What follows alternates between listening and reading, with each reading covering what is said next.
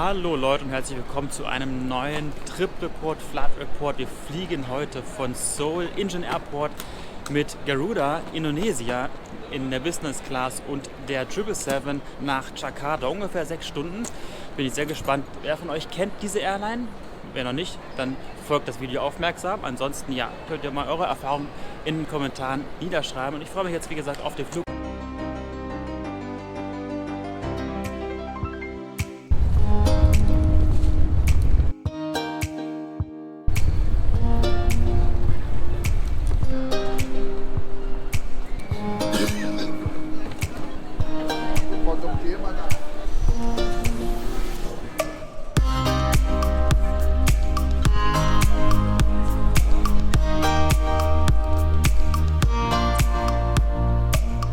Ich liebe ja asiatische Flughäfen. Der Incheon Airport Terminal 2, der ist so modern und es geht so schnell hier. Immigration, ruckzuck waren wir durch, auch Security, keine Schlange. Check-in war auch keine Schlange. Gut, wäre mir Economy geflogen, dann hätten wir schon anstehen müssen, aber in diesem Fall war die Schlange halt nicht da. Es ging also ruckzuck, sind wir jetzt drin. Jetzt können wir in die KAL Business Class Lounge gehen, denn unser Flieger ist verspätet eine halbe Stunde, wir haben also noch 2 Stunden Zeit.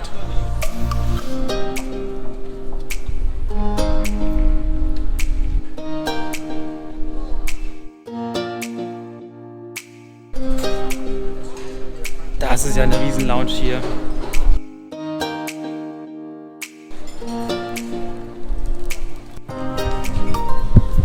Ich glaube, das ist jetzt die bisher größte Business Class Lounge, die ich je gesehen habe. Ist ja mega, aber trotzdem total voll.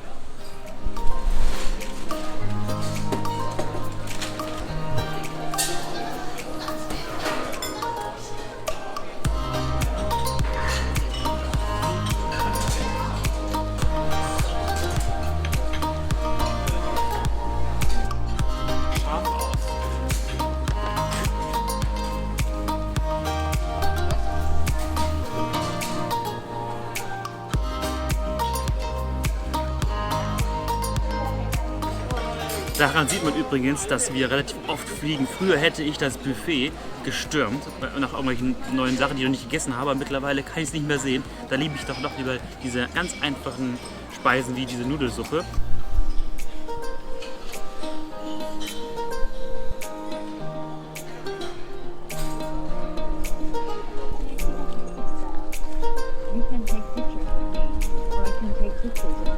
Ja, die Koreaner, die haben es drauf. Haben sogar noch eine Belustigung der Passagiere, der Kunden hier am Flughafen. Davon gibt es mehrere, die einfach rumlaufen. Da kannst du Bilder von machen. Die machen Bilder von euch, je nachdem. Und ihr könnt auch ein bisschen Informationen noch raussaugen. Jetzt geht's ab zum Gate 242.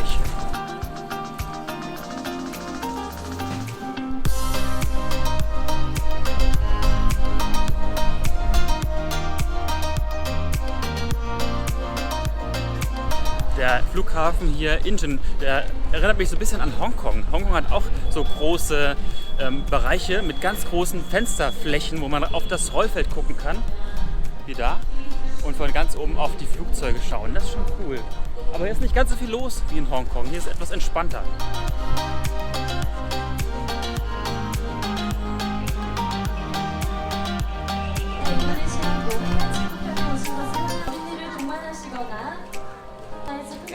스카이팀 엘리트 플러스와 함께서는 언제든지 편하신 시간.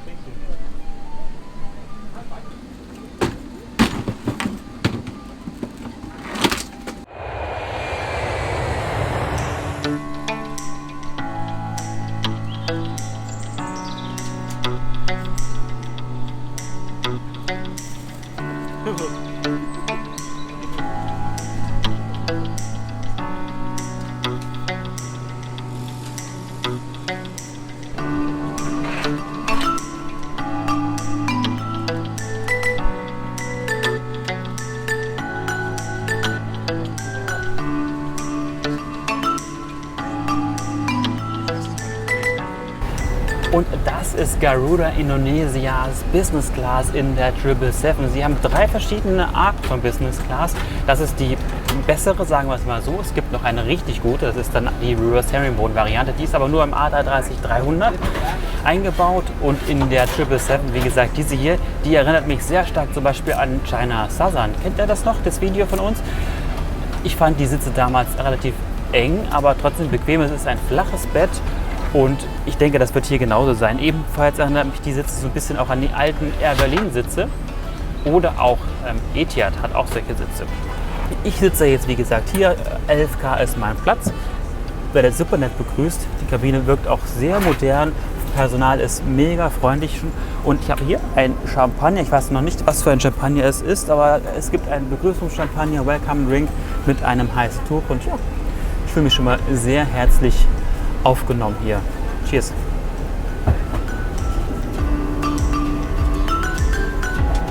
Wow, das ist hier mal ein warmes, feuchtes Tuch. Eine sehr, sehr gute Qualität und es duftet total angenehm. Bisschen nach Parfüm. Öfter, ihr fragt euch wahrscheinlich, warum ich das jetzt erwähne. Es ist oft so, dass man nur so ein schlappriges Tüchlein bekommt, was noch nicht mehr richtig angefeuchtet ist. Wenn man noch Glück hat, ist es warm, aber meistens ist es auch noch kalt. Und das hier ist richtig gute Qualität. Was wartet alles an meinem Sitzplatz, wenn ich denn hier angekommen bin? Achtung, machen wir erstmal die Kamera hier weg. Eine Packung mit Slipper, ein kleines Amenity-Kit, gucken wir nachher rein, und eine Tüte mit einer Decke drin. Wir haben übrigens einen reinen Tagflug heute. Es geht ja los um 10:30 Uhr. Wir werden jetzt aber eine halbe Stunde später erst loskommen und landen nachmittags bzw. abends in Jakarta. Das heißt, ein reiner Tagflug. Ich muss also nicht schlafen, kann den Service genießen, ein bisschen Filme gucken oder arbeiten, je nachdem. Aber das nenne ich doch mal eine tolle Decke. Auf der einen Seite ist es eher weich und auf der anderen Seite fließähnlich, also sehr hohe Qualität. Außerdem ist eine Flasche Wasser an meinem Sitzplatz, die Kopfhörer, keine so hohe Qualität. Ich glaube noch nicht mal, dass sie Noise Cancelling sind. Also die sind recht günstig. Da nehme ich dann doch lieber meine Bose Quiet Comfort, die ich immer auf meiner Reise dabei habe und nie vergesse. Hier unten ist tatsächlich schon die Speise- und Getränkekarte drin. Ja, es gibt auf jeden Fall traditionelle indonesische Speisen, da freue ich mich schon drauf. Ich war noch nie in Indonesien, das erste Mal in meinem Leben und ich freue mich auch auf die Temperatur. Wir kommen jetzt aus Seoul und hier waren es Minusgrade und in Jakarta werden es bis zu 30 Grad werden. Wow, das ist genau mein Wetter.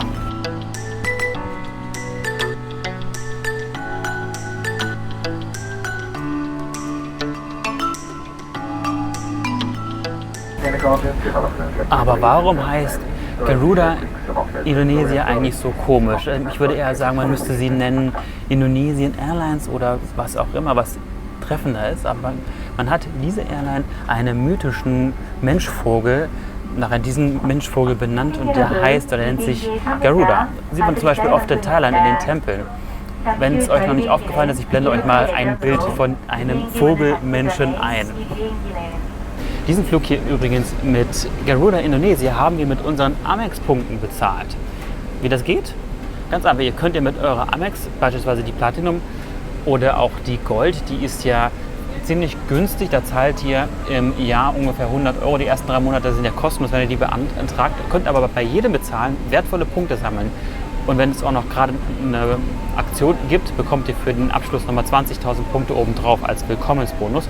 Wenn es die Aktion wieder gibt, werden wir auf unserer Webseite das auch euch mitteilen. Aber wie gesagt, wir haben diesen Flug hier mit unseren Punkten bezahlt, denn man kann Amex Rewards Points nämlich zu verschiedenen Vielfliegerprogrammen transferieren, darunter KLM, Air France, was wir auch getan haben, oder auch gerne zu Asia Miles. Dort kann man zum Beispiel Qatar Airways Q-Suite-Flüge für 60.000 Meilen buchen. Auch kein Problem, das ist, haben wir in unseren Videos öfter schon mal erklärt, ist die beste Variante. Aber wir haben jetzt hier für diesen Flug 57.500 Flying Blue Meilen bezahlen müssen, plus 50 Euro Steuern und Gebühren. Was jetzt nicht unbedingt die beste Einsatzmöglichkeit ist, aber wir wollten unbedingt Garuda Indonesien mal fliegen. Und teuer war es auch wieder nicht. Aber es gibt bessere Möglichkeiten. Wenn ihr aber mehr Informationen darüber haben wollt, wie das funktioniert mit Meilen, Punkten, Kreditkarten, haben wir unsere Travel Hacks. Auf unserer Webseite einfach mal auf das i drücken, könnt ihr verschiedene Videos angucken und damit erfahren, wie ihr so reisen könnt, wie wir es tun. So, das Boarding ist jetzt gleich completed, also wir können gleich los, aber ich wollte euch noch was sagen. Es gibt hier übrigens 26 Business-Class-Sitze in einer 1-2-1-Konfiguration.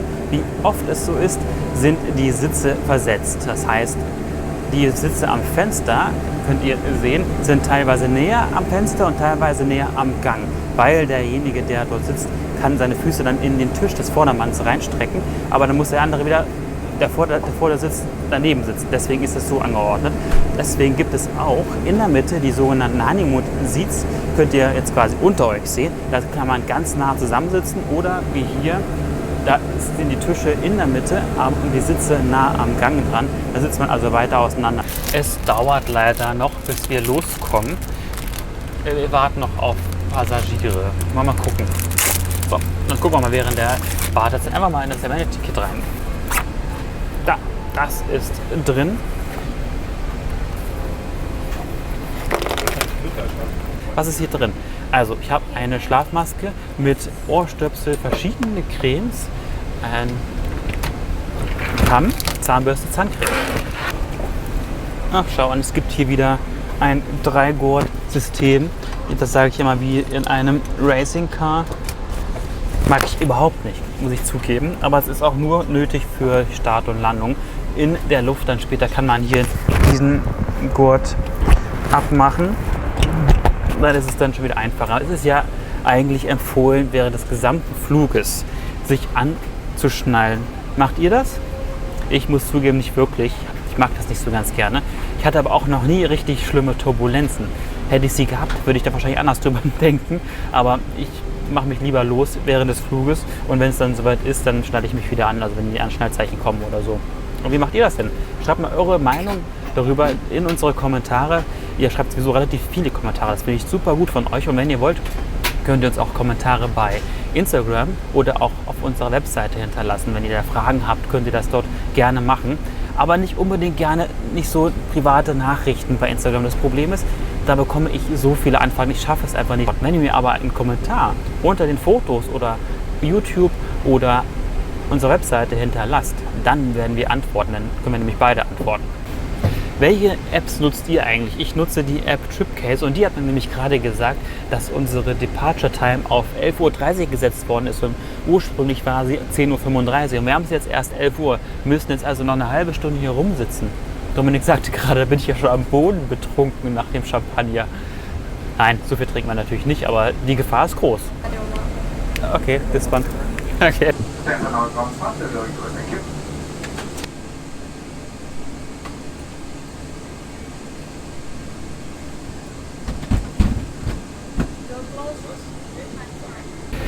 So, die Türen sind jetzt zu, es kann losgehen. Wir sind über eine Stunde jetzt verspätet, aber es ist nicht so schlimm. Wir haben ja keinen Anschlussflug in Jakarta, also von daher juckt es uns jetzt nicht unbedingt. Ich muss noch mal schnell hier die Kameras anmachen für die Außenaufnahmen.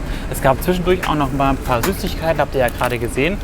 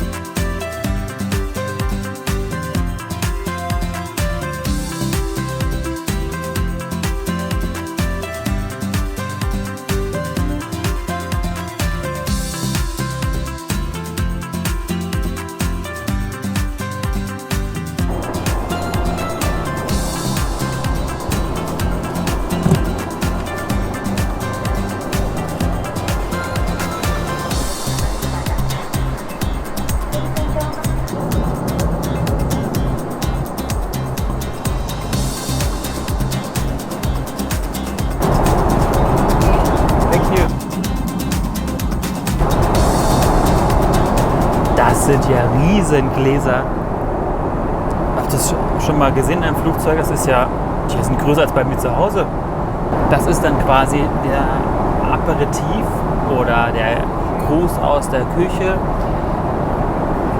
Nüsse, Cashewnüsse eigentlich nur und ein kleines Canapé mit Garnelen. Das ist das Entertainment-System. Der Monitor von mir ist relativ klein. Es ist ein berührungsempfindlicher Monitor. Auswahl ist relativ gut an Filmen und der Hammer ist, wir sind weit weg von Deutschland, aber es gibt viele Filme mit deutscher Tonspur und das auch noch mit Blockbustern. Das ist der Hammer. Also ich habe Filme zur Auswahl, Musik, ganz viele Spiele vor allem. Also für Kinder ist es toll. Es ist angeblich auch Live-TV, also Nachrichten. Venom ist auch sehr bekannt, auch in deutscher Tonspur. Wow. Also ich kann den Monitor, also das Entertainment-System direkt an dem Monitor bedienen, weil es ja berührungsempfindlich ist, oder ich nutze hier diesen Controller. Finde ich aber immer ein bisschen umständlich. Wenn man schon die Möglichkeit hat, direkt ranzufassen, dann drücke ich da lieber drauf, bevor ich hier die Auswahl hier so treffe. Außerdem kann ich mit dem Controller hier auch noch den Flight Attendant rufen, Licht an- und ausmachen. Ich könnte sogar telefonieren, aber wer von euch hat schon mal telefoniert in einem Flugzeug? Hier gibt es extra so einen Credit Card Leser, aber ich glaube, das funktioniert gar nicht mehr heutzutage. Das ist ja alles von anno dazu mal, also vor Ewigkeiten.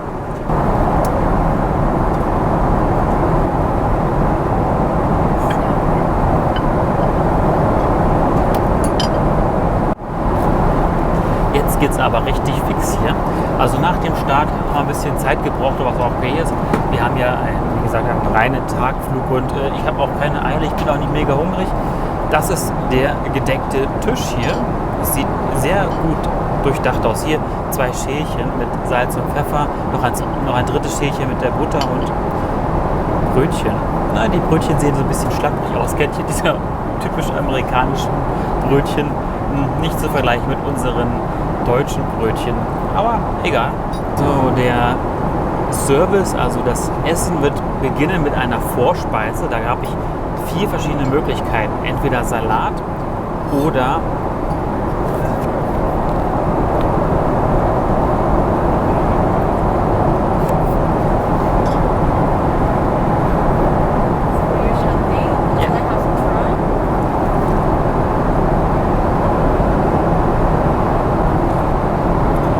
das Weißweinglas ist ja riesig, ist ja irgendwie wie zu Hause. Normalerweise hat man ja irgendwie in Flugzeugen immer diese klitzekleinen Gläschen, aber hier mal ordentliche Gläser, das ist gut.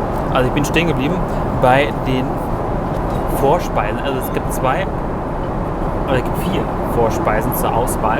Salat oder Lachs oder 2 verschiedene Suppen. Ich mag ja gerne Suppen, deswegen habe ich mir die indonesische Suppe ausgesucht, nämlich eine Beef Soup. Es gibt aber auch noch eine Tomatensuppe, wer Rindfleisch nicht mag. Später gibt es ja dann die Hauptspeise. Da gab es 3 verschiedene Möglichkeiten und das Dessert auch nochmal 3 Möglichkeiten. Ist alles so ein bisschen relativ einfach gehalten auf der Menükarte, was ich aber okay finde, wenn ich es gut finde.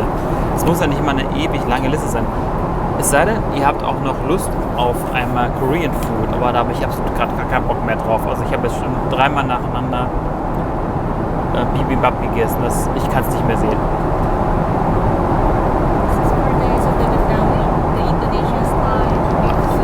Oh wow, thank you. Is spicy?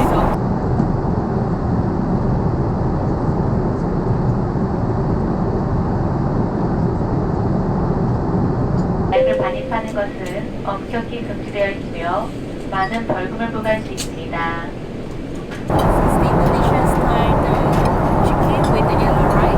Okay.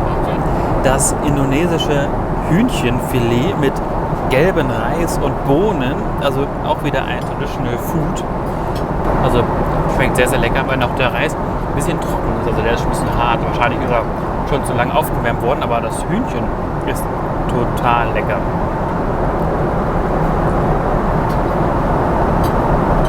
Der Service geht hier relativ fix. durch, aber was ich nicht schlimm finde, es ist ja okay, ich esse was und dann wird es abgeräumt und dann kommt das nächste. Und das ist jetzt schon das Dessert, also die Nachspeise. Nee. Thank you. Man wird hier verwöhnt von oben bis unten. Das ist also ein Dessertwein noch dazu. Also ich glaube, ich habe jetzt gerade ein bisschen zu viel hier auf meinem Tisch. Ah, ja.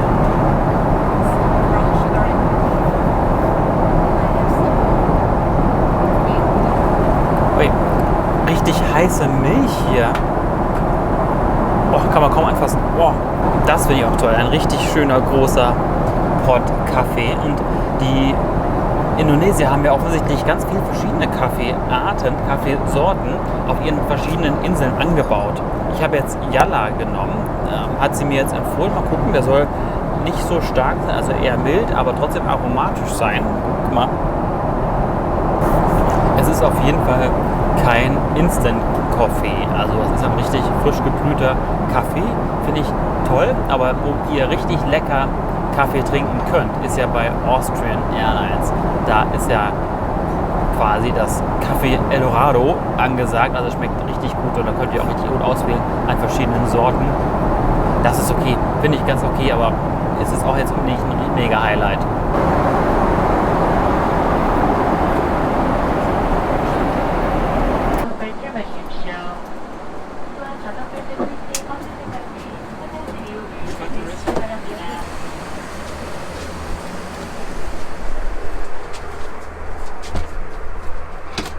Wow, das ist die Toilette. Vorne gibt es eine in der Business Class. Ich denke, es gibt im hinteren Teil der Business Class auch noch eine zweite.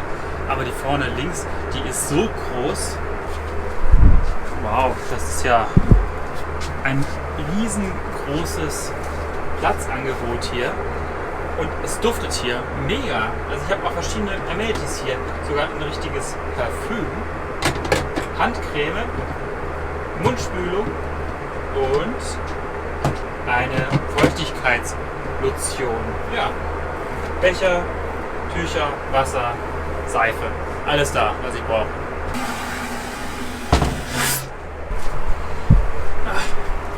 Sitzen kann man hier auch, wenn man möchte. Ich denke eher, das ist fürs An- und Ankleiden gedacht. Oh.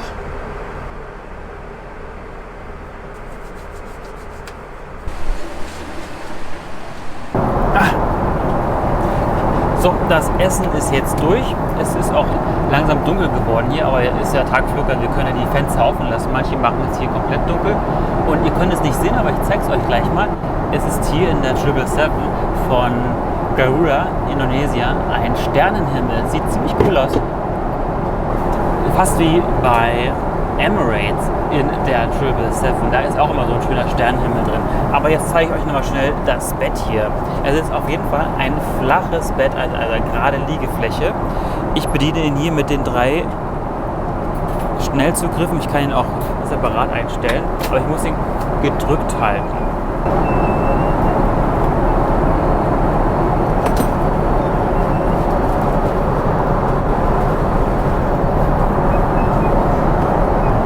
Und nun bin ich in der waagerechten, sage ich jetzt mal. Ich kann also hier schlafen.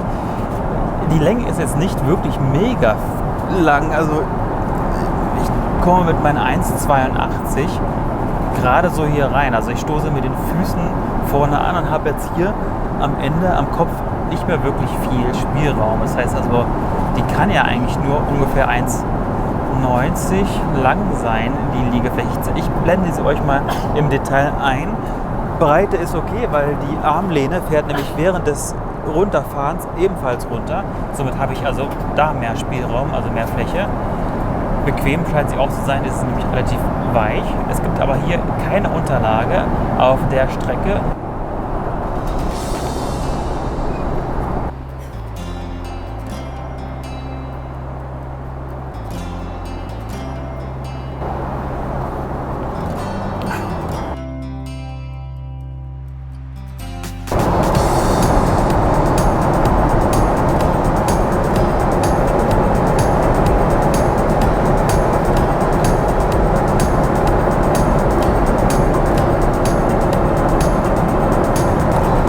bereits über Indonesien. Ich habe keine Ahnung, wie diese Großinsel im nördlichen Bereich von Jakarta heißt. Aber sie ist riesig und ziemlich bergig und es dauert nicht mehr lange, bis wir dann ankommen in Jakarta. Ich bin gespannt. So, nun mein Fazit zu Garuda Indonesia. Also, wenn man in ein solches Flugzeug hineingeht und keinerlei Erwartung hat und einfach mal schaut, was auf einen zukommt und man bekommt dann solche Gläser zum Beispiel als Begrüßungsdrink. Es wird fortgesetzt von dem Essen, was ihr schon gesehen habt, was fantastisch war, plus auf so großen Tellern und hochwertigen Tellern. Das macht schon was her. Und dazu noch eine Crew, die mega freundlich ist, die aufmerksam ist ohne Ende und letztendlich noch ein recht gemütlicher Sitz. Ich will jetzt nicht sagen, dass er super bequem ist.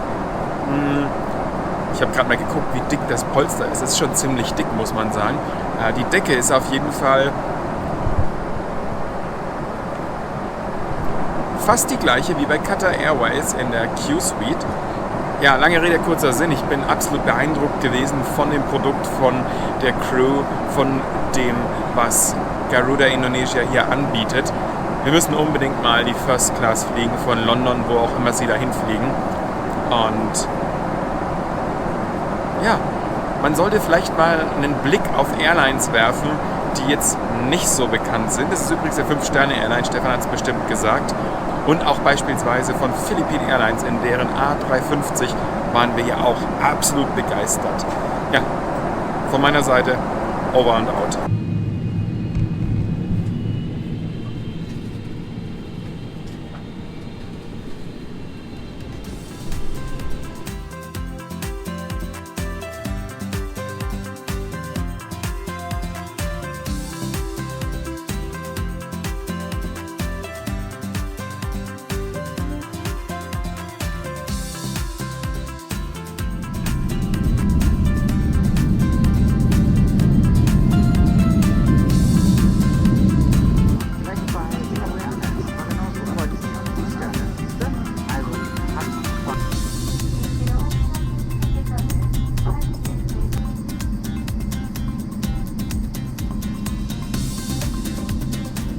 Wir sind gelandet in Jakarta und ich muss sagen, Garuda Indonesia ist tatsächlich eine 5-Star-Airline. Also wir hatten jetzt auf diesen 6-7 Stunden Flug so viel guten Service erlebt.